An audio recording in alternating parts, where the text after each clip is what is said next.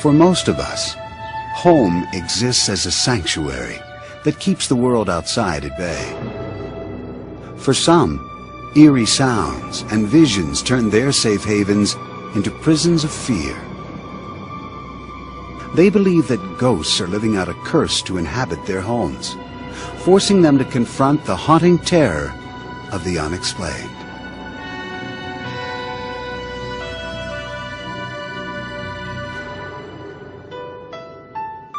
Since the day they married in 1987, police officer Tom Brown and his wife Linda had dreamed of owning a home.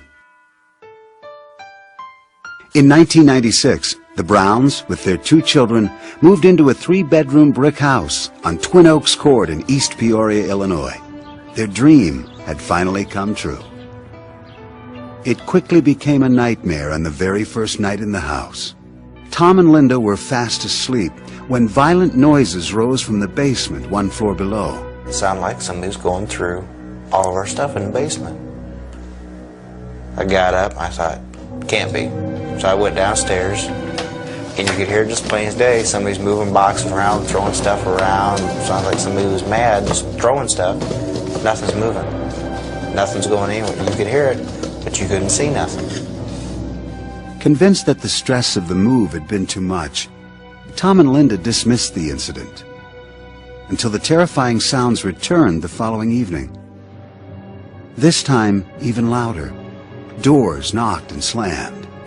Heavy footsteps shuffled on the linoleum kitchen floor, just outside their 3-year-old daughter Chelsea's room.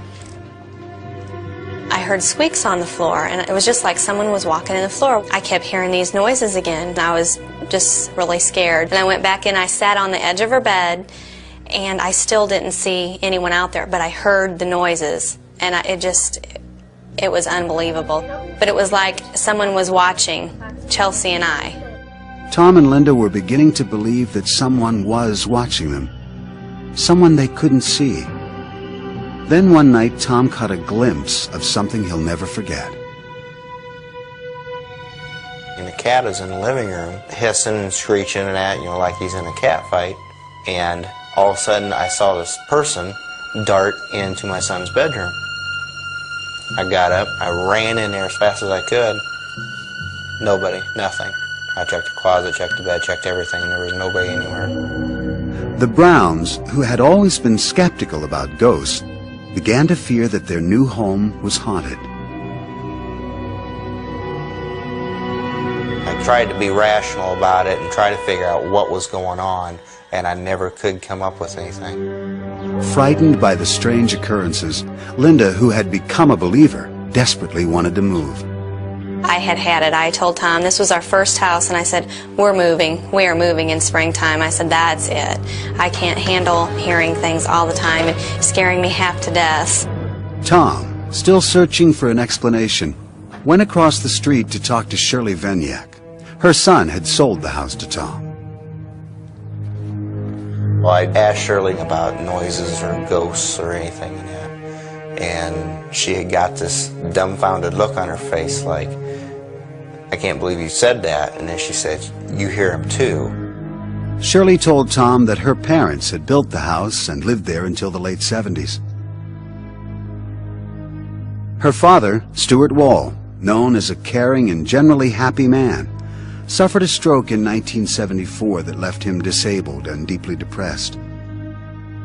The thought of being a burden to his family gnawed away at his will to live. One evening, he walked to the closet of the back bedroom, where the Browns' 2-year-old son now slept, pulled the belt from his pants, and hanged himself. Shirley discovered her father barely alive and cut him down. As he lay dying in her arms, she thought he was trying to say, I'm sorry. He never did. Shirley told Tom she believed the spirit of her father was trapped in their house, still trying to say, I'm sorry. The story finally convinced Tom that he and his family were living with the ghost of Stuart Wall. Tom felt helpless with nowhere to turn until he read in the local papers about a man who investigated hauntings. Rob Conover, a former private investigator, used to dismiss those who believed in ghosts. Until one night when he set out to prove that a so-called haunted building was a fraud. I was very sure there was nothing there, and things started to happen to prove otherwise. I walked through the door, and as I did, it felt like thousands of little cold icicles blew through me. And it got quiet. And I said, they're gone. And I think it was at that point, I said, there's something to this. And when I came out the next morning, I had a whole different attitude. This experience made Conover a believer, forcing him to change his title from private investigator to paranormal investigator.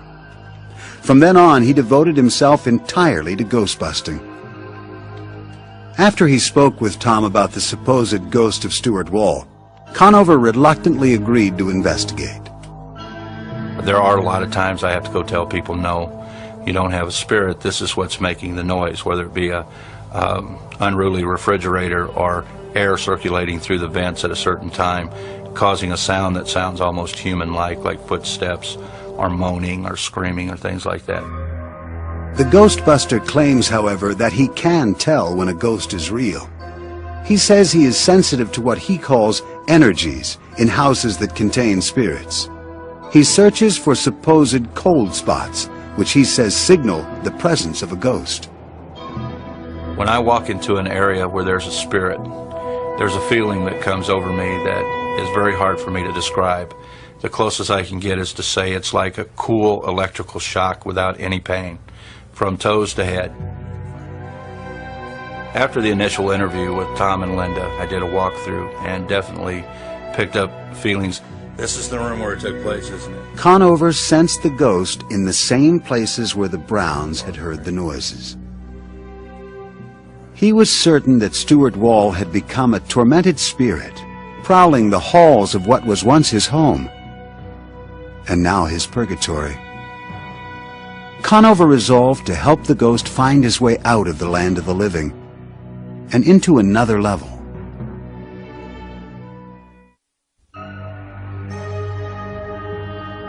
Paranormal investigator Rob Conover arrived at the Browns' house armed with equipment to do battle with the ghost of Stuart Wall. 20 years before, Wall had committed suicide in the back bedroom. Conover believes that his tormented spirit now prowled its halls, and he was confident that he could coax this troubled spirit through the light, his term for moving ghosts from this world to the next. When we pass away, we're all confronted with the light. And for us to stay on this side and not go through the light, the reasons for that are because we're attached to a person, place, or object on this side that we feel we have to protect or be with. Conover and his assistant began to walk through the house looking for Stuart's presence. Tom Brown, the owner of the home, and Shirley Vaniak, Stuart's daughter, followed closely behind them. I felt Stuart's presence. These stockings began to go back and forth by themselves. And I said out loud, so Stuart, you have my attention now. Do I go in the house or do I go in the basement? And at that point there was a loud bang in the basement. So we went down into the basement and his presence felt big time. They focused a video camera on the room, lit several candles, and turned out the lights.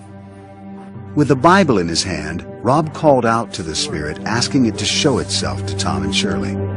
Stuart, I know you're down here. I explained to Stuart that God is a merciful God, and Stuart had been a good person all of his life. He had helped many, many, many people, and I believed that God had a place for him on the other side and was waiting for him. After more than an hour, the supposed ghost still had not responded to Conover, but the investigator was certain of the spirit's presence. I could see Stuart's ectoplasm. The ectoplasm is the energy that goes in front of a spirit that helps him move through the air. It's made up of electricity and energy. And I was able to see that.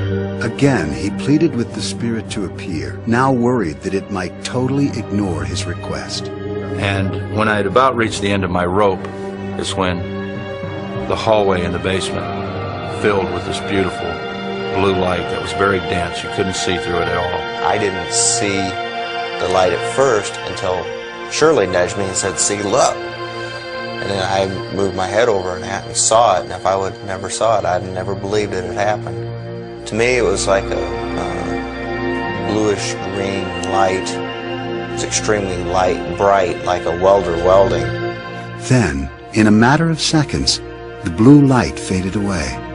It was at that point that I took my Bible and I stood up and made contact with Stuart and helped Stuart cross over into the light.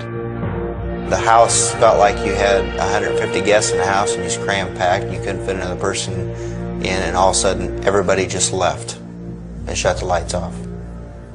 It was just a very empty feeling, like nobody was there no more. And you was all by yourself. Conover says at that moment the ghost of Stuart Wall left the house forever. The investigator immediately turned to the camera, excited about seeing the event on tape. This is what they saw. Yeah. Guys. Oh, look at the light. Tom, being a policeman, said, "I want to look at your videotape because I know that light's on the videotape." We put the videotape in. You heard our conversation, but there was no light on the videotape. And Shirley said, "Why?" And I said, "Because we were the only ones meant to see that light." Since that night, calm has returned to the house on Twin Oaks Court. The mysterious sounds and terrifying visions are gone.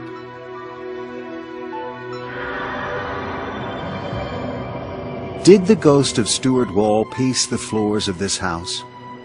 Was that spirit finally ushered to another world during this ritual? Skeptics say emphatically that ghosts do not exist, and that logical reasoning can explain all anomalies linked to spirits. Professor of psychology Terence Hines believes the Browns' ghost is a figment of their imagination. When you go into any new house, new to you, there are going to be strange sounds and events that you're not familiar with. And so if you go in thinking, my God, somebody committed suicide in Johnny's room, and you hear something odd, it's very easy to think, oh, maybe that was a ghost.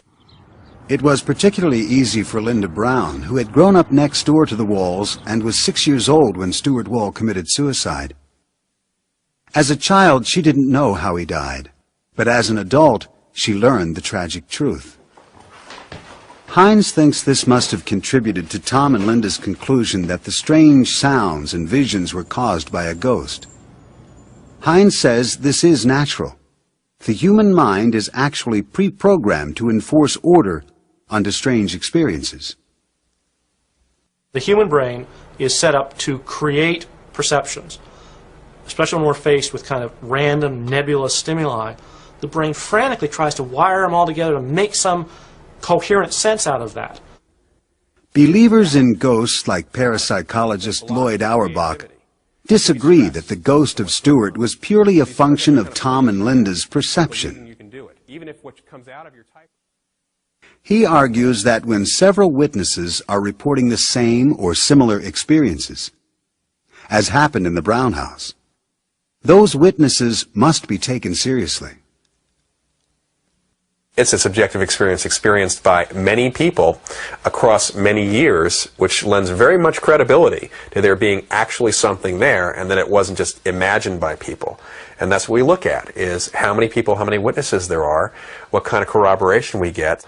Witness testimony in hauntings seems to be fairly consistent. Eyewitness testimony is unconvincing because you can get eyewitnesses who will swear on the proverbial stack of Bibles that they've seen things that we clearly know don't exist. For example, you can find, if you go back to the Middle Ages, you can find people who swear that they saw witches flying on broomsticks across the sky.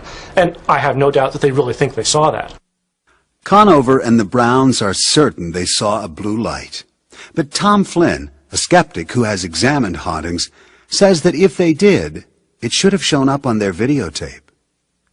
Video cameras respond to the same spectrum of colors that the human eye does. So if you're pointing a video camera at something and you see a blue light, so should it. So I think it's very revealing that these three people report that they've had this experience, and yet their own videotape doesn't verify it. Flynn also says that several of Conover's claims that he feels a presence can move spirits through the light, and is able to see ectoplasm, are based on mythology commonly used by those who believe in ghosts. One of the stock tricks that spirit mediums would do at their seances, starting about in the 1860s, was to produce ectoplasm. We know now that 19th century mediums were using sleight of hand tricks, but out of this came the tradition that this ectoplasm, this kind of semi-material stuff, existed that pertained to the ghosts. Believers say that Conover may be relying on terms from popular culture, but his ritual appeared to be effective. Since Conover's visit, the Browns are no longer plagued by mysterious noises and phantom footsteps. The Ghostbuster that came into Tom and Linda's house may have had some genuine ability to affect the environment.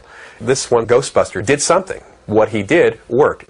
Professor Finuke encounters that the best way to eliminate imaginary ghosts is by using imaginary ghost busting. This is a psychological relief more than anything else. In other words, he said the things these people wished to have said. He did the things which seemed to be appropriate to what they wanted to see and hear. Was the apparition of Stuart Wall's ghost a shared vision or a shared illusion? Does the mind make the senses lie? Or do troubled spirits of the dead roam this earth? The answer depends on your belief in the supernatural. For some who say ghosts haunt their lives, relief comes when the spirit leaves or the victims depart. For others, no house can be a home. For these families, there is no respite and no escape.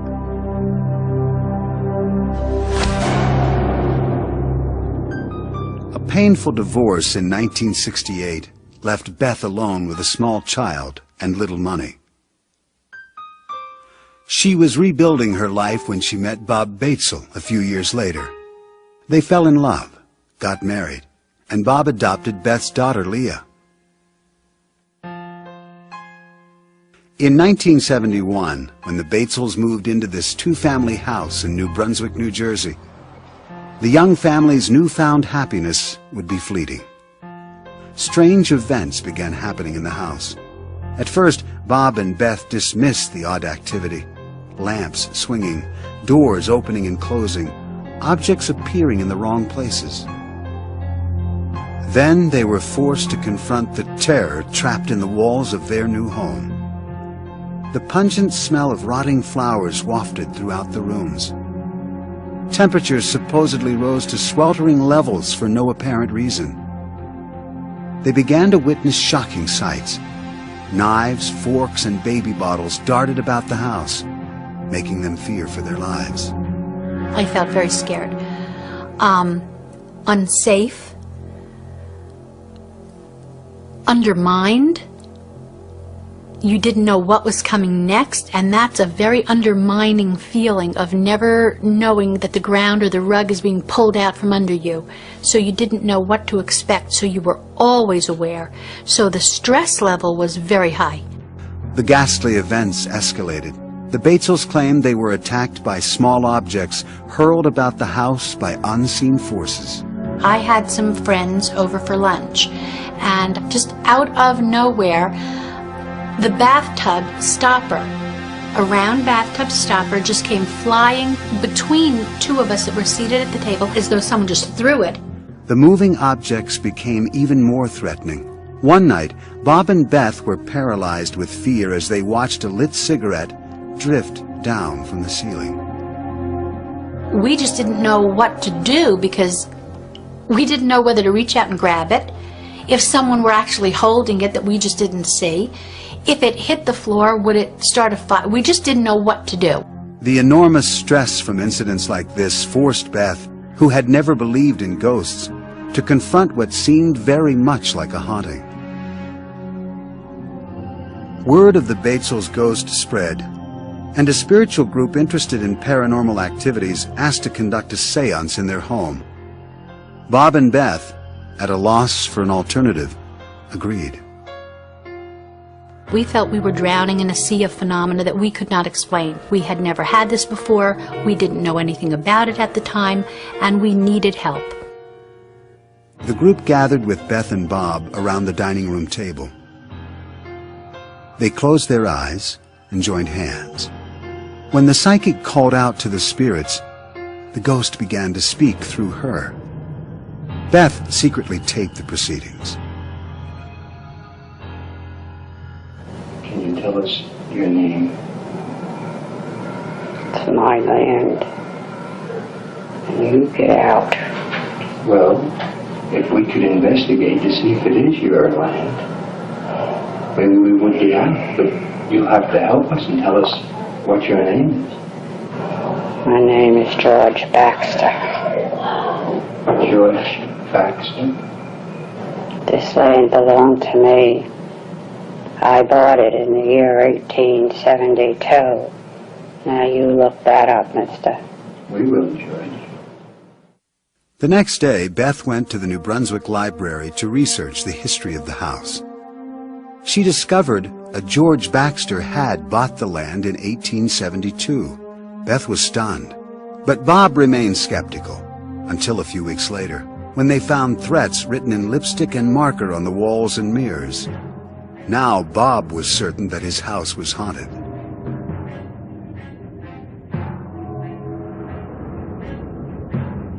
The angry ghost became brazen, scribbling harrowing messages to the family. What you see here are the actual notes that Bob claims were written by the ghost. As the alleged hauntings escalated, the Batesels could no longer keep their 8-year-old daughter safe from the ghost. I knew something was going on. You'd have to be an idiot not to know something was going on when on your 8th birthday you wake up in the morning and there are red crosses all over the walls and the words "Go Dead" written. In 1972, Beth gave birth to their second daughter, Lisa. The threat to both children loomed larger. According to Leah Batesel, by that time the ghost had already done irreparable damage to her childhood. It is a hell house. It's the house from hell. As far as I'm concerned, that house destroyed what prior to moving in there was a normal 4-year-old girl. I hate that house. Beth grew to hate the house too. She knew her daughters were frightened, and she felt that she had no way to protect them. When you touch my child, that's the line. And that's what happened. There were a number of incidents, a couple in particular, that were very, very focused on our children, and we felt that that was it and we had to leave. Unwilling to do battle with their ghost any longer, the Batesels packed up all their belongings and moved, certain they were leaving the violent spirit behind. Their desperate attempt to escape only took them deeper into the mystery.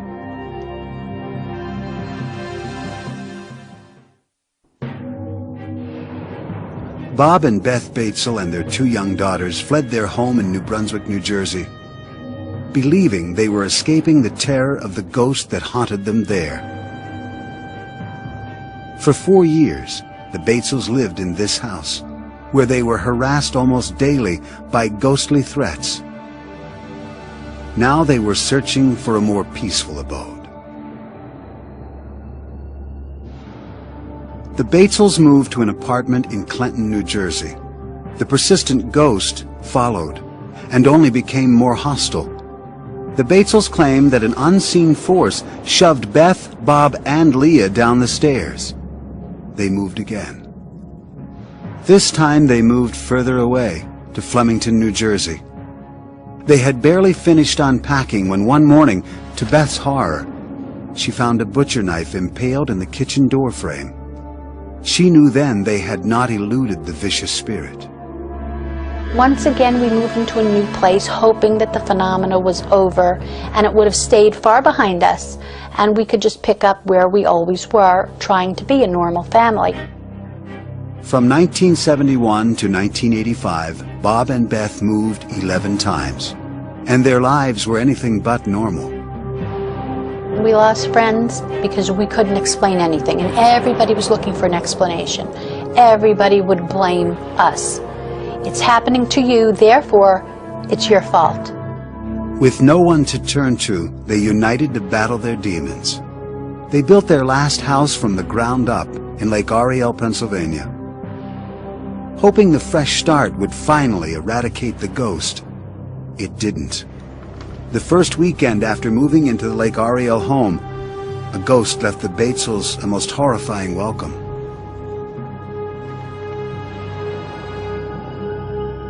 It was well past midnight when the Batesels were startled out of bed by hysterical crying. Rushing to their daughter's room, the Batesels found her terrified, screaming that her cat was hanging by its neck from the doorway with its eyes gouged out. The Batesels saw nothing. This ghost-like apparition had disappeared. Several nights later, the Batesels were again startled out of their sleep as the glass in picture frames hung in the living room spontaneously exploded, shattering glass throughout the house. It's really difficult to describe how you feel when you're in the middle of a whirlwind. But we have stopped asking why because we're too busy dealing and living with it. Most reports of hauntings link the ghost to a place. The Batesels believe that in their case, ghosts come to them. We have come to understand that there are hauntings which are attached to a particular place and remain. And then there are hauntings that seem to be the people. The people are haunted, not the place. So no matter where the people go, it doesn't matter, they will still be haunted. From everything that has been done and tested and what we've been told, I seem to have some kind of presence. I am some kind of magnet that seems to attract these spiritual things. The Batesels, physically and emotionally exhausted, say they can no longer try to escape the ghost. They remain in their Lake Ariel home, resigned to its hauntings and uneasy about what may lie ahead. Do the Batesels somehow attract hauntings and spirits wherever they live? Or do they create their own demons? For scientists like Nobel Prize-winning physicist Leon Lederman, the answer is simple. I would just flat out say, you don't have haunted houses. You have either some gullible people or some dishonest people who are making this all up. Science has no room for ghosts. Psychologist Carl Schlotterbeck has found room for ghosts. He investigated the Batesel stories, came to support the family's claims, and joined Beth Batesel in co-authoring a book about her experiences.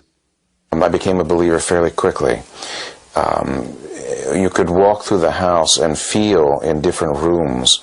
In one room it was difficult to breathe even. And recordings made in that room were fainter than they were in the rest of the house. In other places you could feel things in the air. Schlotterbeck believes the Batesels found ghosts at each of their households because the entities were attracted to certain inviting qualities in Beth Batesel. One investigator referred to her as an undeveloped psychic, perhaps. Other people have just referred to her as a magnet, that her warmth and her caring about people actually extends into the other world, and that lost souls who haven't crossed on find her a warm and comforting presence to be around. Lederman points out that none of this is scientifically verifiable. The scientific method demands much more than impressions and feelings to validate a claim. To claim that I see this, I have to prove it. The burden is on the owner of that site or the writer of the book. And in 400 years of innumerable claims, no one has ever succeeded in convincing the scientific community. Parapsychologist Lloyd Auerbach finds proof in the Batesels' reports of objects floating and moving through the air. He says that when some people are under stress, Their energy can levitate objects. It's a phenomenon called psychokinesis. Psychokinesis is the ability that we have identified in parapsychology of the mind to directly affect matter or energy, to move things. There's usually a living person there whose mind, or subconscious mind typically, is letting off steam or reacting to stress and is using psychokinesis, mind over matter ability, to move those objects around. Laboratory study after study has tried to find evidence for psychokinesis and hasn't found it. The, again, eyewitness reports of something moving from here to there are very unreliable. Many scientists think psychology offers the best explanation for the happenings at the Batesel households. Psychologist and retired Professor Robert Baker says that in over 50 years of investigating claims of hauntings, he's found ghosts in only one place. In the human mind. It is an invention of the human mind, and they have invented ghosts because ghosts provide a great deal of psychological satisfaction to the people who believe in them. It fills a gap, a void in their lives. Finucane suggests it may be easier for Beth to confront imaginary ghosts than face real issues. Ghosts can be used by particular members of the family for their own purposes as a method of self-defense, if you like, psychological self-defense, when things are going badly in the rest of the family's existence. Perhaps this is a way of seizing upon some degree of certainty for those people involved or those individuals involved. Perhaps this is a way that Mrs. Batesel, in her own case, chose to solve some of her dilemmas as they arose in her family. Are the more than 20 years of the Batesels family's supposed hauntings the work of active spirits or an overactive imagination? Skeptics and scientists point to the lack of compelling evidence for the Batesels' claims. Believers note simultaneous sightings of ghostly events and knives driven into door frames, and they see the work of the unexplained.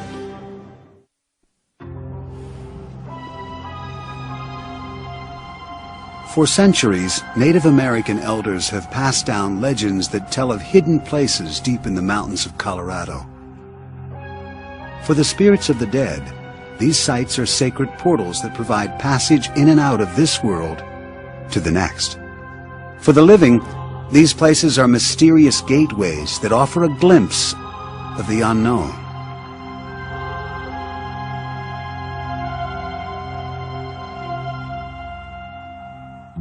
Steve Lee, a truck driver from Dallas, was on a new delivery route driving through the mountains of Colorado.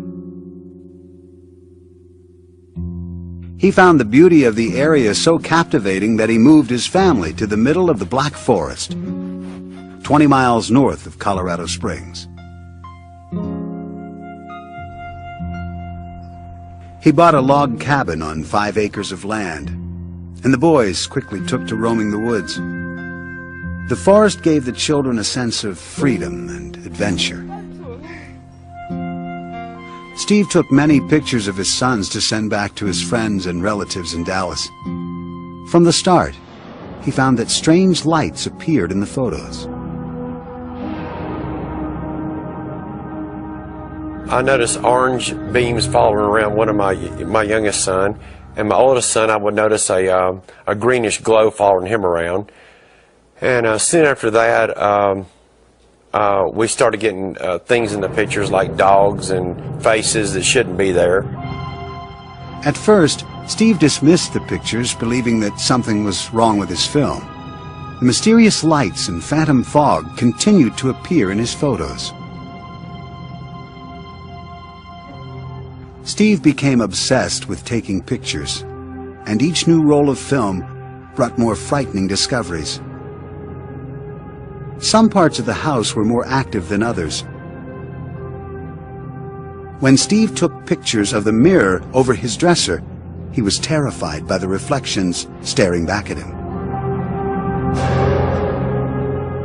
In my mirror, there seems to be faces that will appear in there, different people. It's not the same person. A face will appear in the mirror and it will dissipate, and then another one will appear and it will dissipate. Steve refused to believe he had ghosts. He installed security cameras around the house, hoping to find evidence that the lights and fog were man-made. The cameras didn't pick up anything unusual, but Steve continued to be haunted by images he could not understand. He decided to contact Bill Gibbons, an electronics specialist and an amateur investigator of the paranormal. Gibbons arrived with his own video camera. In the evening, he placed the camera in the woods outside the house. This is the actual videotape recorded that night, which revealed a mysterious array of lights. It was not like any type of lightning ball or Kroll discharge that I've seen. The radio tower will discharge a ball of energy and it'll shoot along a line. This energy did not follow any path. It almost looked as if it had a mind of its own. The investigator used a spectrometer to check the strength of electromagnetic and radio waves at the house to make sure they had not caused the lights. That could be caused by colliding microwave energy and radio energy just by the sheer location of the property and how the radio signals intersect each other. We found nothing there, nothing out of the ordinary. The investigator then used a compass to look for magnetic disturbances. In the far corner of the house, Gibbons found that the compass sometimes swirled uncontrollably, unable to settle on a position. Gibbons had worked with energy of all kinds. This kind had him mystified. He finally accepted the idea that Steve Lee's house was haunted. The amount of seemingly random energy and the number of faces in the mirror made him wonder if the log cabin might be sitting atop a spiritual passageway from this world to the next, a so-called portal of famous Hopi Indian legends. The Native American Indians have prophecies of rainbow winds, which is a dimensional portal that they can travel through. Portals and things like these have a significance as pathways and conduits that spirits travel through. Steve Lee still refused to believe that his home could be haunted, but the portal legend intrigued him. He contacted Dennis Houck, an investigator of haunted houses who knew about portals. Hopi Indians and people who believe that in the Black Forest area, which goes back quite a long way, that there is traditionally some type of portal that was open to the other side, and literally hundreds of spirits have gone through. Lee invited Houck to examine his home. The investigator arrived with an infrared camera, capable of revealing energy on film. It shows gradients of invisible energy as different colors. Houck took infrared pictures around the house and collected what he considered possible proof of a ghostly presence. We get all these types of energies when we take pictures on the Lee property. Then if we look at them, enlarge them, without enhancing them in any way, just enlarge them, there's pictures, faces, really, truly identifiable pictures of faces. These really are faces of entities or some type of energy forming. They're within these electromagnetic or infrared phenomena that we're picking up. The strange energy depicted on the infrared film surprised even Houck. Steve Lee still had no earthly explanation for the strange apparitions.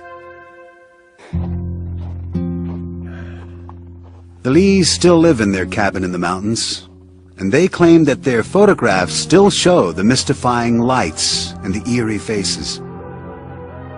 Traces of spirits traveling in and out of this world to the next.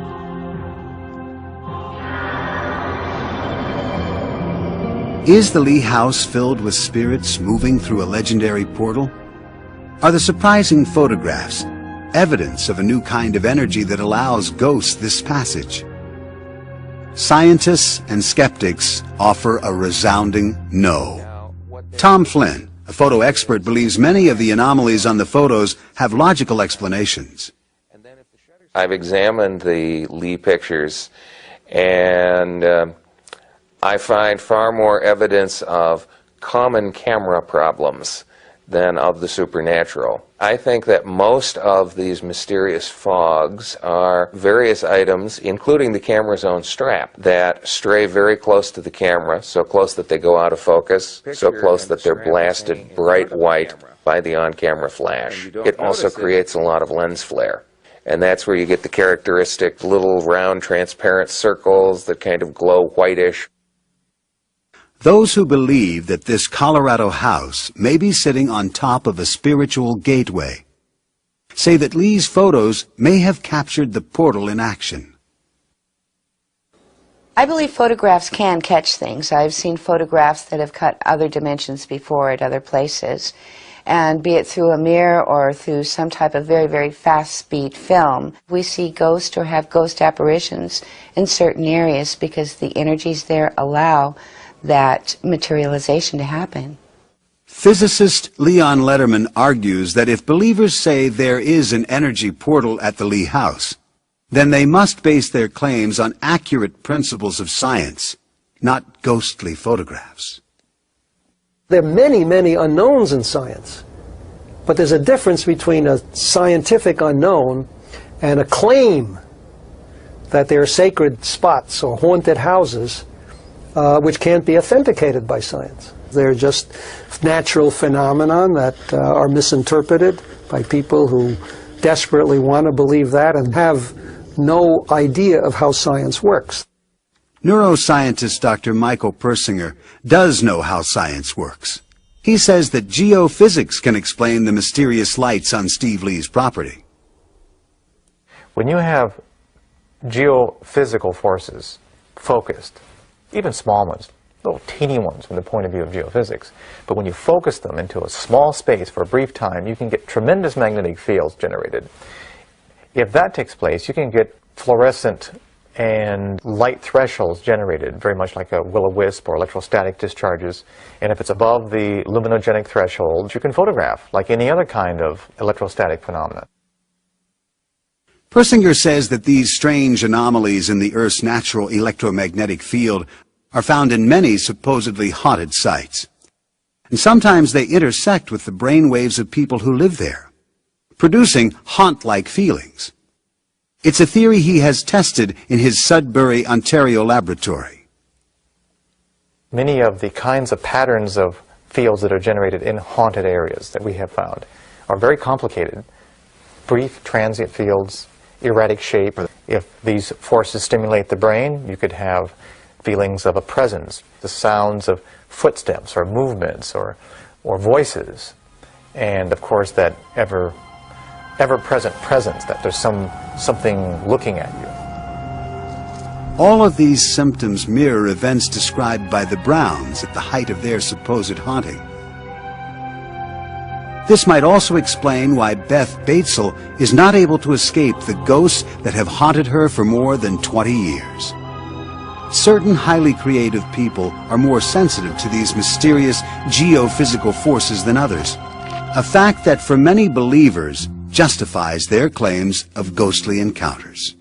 Even though people are sensitive, it does not mean that they're crazy. It surprises me the number of people that have come out of the woodwork to tell me about a light that they've seen in a dark room or a deceased relative that has come back to visit them.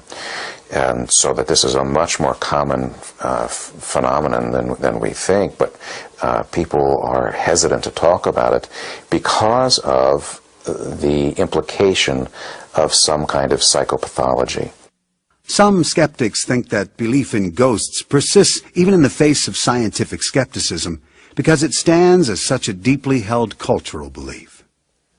In a sense, ghosts are in people's heads, but in another sense, culturally and socially, they do exist for them, and indeed for many other people in that society. They are human constructs. So is music, so is poetry. I mean, we have to accept these things, these ghosts, all to be respected as creations of the human mind. Believers object to the idea that ghostly encounters are creations of the human mind. Rather, they insist that hauntings deserve respect because the restless spirits are real. When you come face to face with it, then you have to deal with it as reality, because when you're face to face with something, it is reality. From restless spirits to ghostly gateways, hauntings have the power to instill terror and fear in those who believe in them. Is the ghostly presence actually the work of our own creative minds? Or is it the labor of troubled spirits cursed to roam the earth?